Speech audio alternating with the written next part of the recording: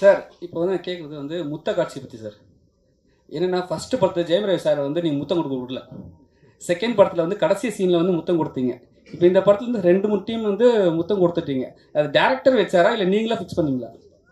First டைமில் வந்து அந்த கோமாளி படத்தில் வந்து கிஸ் சீன் வந்து ரொம்ப இம்பார்ட்டண்ட்டாக இருந்துச்சு.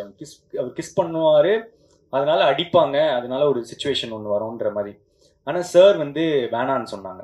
அந்த கிஸ் வந்து நம்ம அப்படி எடுக்க வேணாம், சீட் பண்ணி எடுக்கலாம் அப்படின்னு. அதுக்கப்புறம் லவ் டுடே பொறுத்த வரைக்கும் கிஸ் இல்லை, அது சீட் பண்ணி எடுத்தது தான்.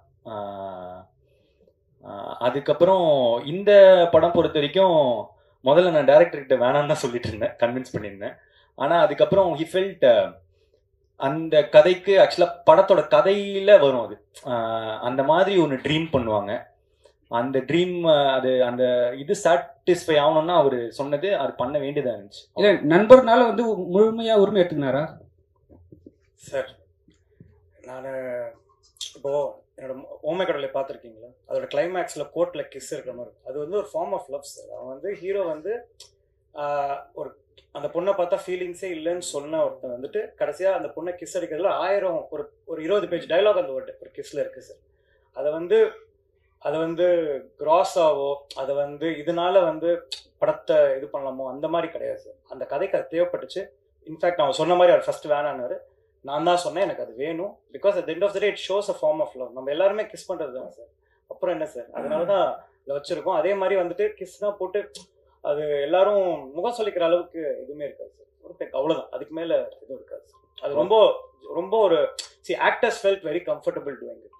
அதுக்கு மேலே அதில் எந்த விதமான இதுவுமே இல்லை சார். அச்சனமன் ஒரு விஷயம் பாலன் ஒரு விஷயம் டைரக்ட் சார், இதுவும் ஒரு கல்லூரி படம், இது என்ன புதுசாக இருக்கு?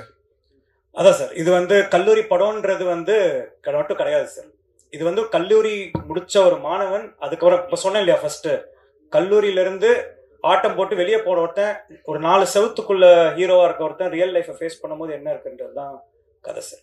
அர்ச்சனா மேடம், அதனால அது காலேஜ்குள்ள இருக்கு. அர்ச்சனா மேடம், முந்திலாம் ஏஜிஎஸ் படம்னாலே கல்பாத்தி பிரதர்ஸ் 3 பேர் வருவாங்க. இப்போ எல்லாமே கல்பாத்தி சிஸ்டர் நீங்க 2 பேர் வரீங்க. அதனால ப்ரொடியூசராக கேட்குறோம், சக்ஸஸ் ரேட் வந்து தமிழ் சினிமாவில் வந்து ரொம்ப கம்மியாகிட்டு இருக்கு, போன வருஷத்தோட இந்த வருஷம் கம்மியாகிட்டு இருக்கு அப்படின்னு சொல்லுவாங்க. இதுக்கு முக்கியமான காரணம் ஹீரோவோட சம்பளம் வந்து பல மடங்கு கூடுது அப்படிங்காங்க.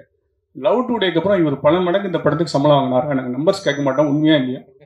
அப்பெல்லாம் எங்களுக்கு என்ன ஆசையோ அது கொடுக்குறோம், அவருக்கு என்ன வேணுமோ அது நடக்குது. பிட்வீன் ஹீரோ அண்ட் ப்ரொடியூசர் தான் எப்போவுமே.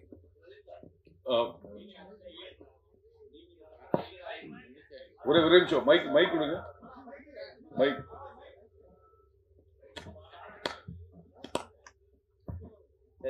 நீங்க ஆக்சுவலா இயக்குனர், இந்த இயக்குனர் எப்படி உங்களை இயக்கியிருக்காரு?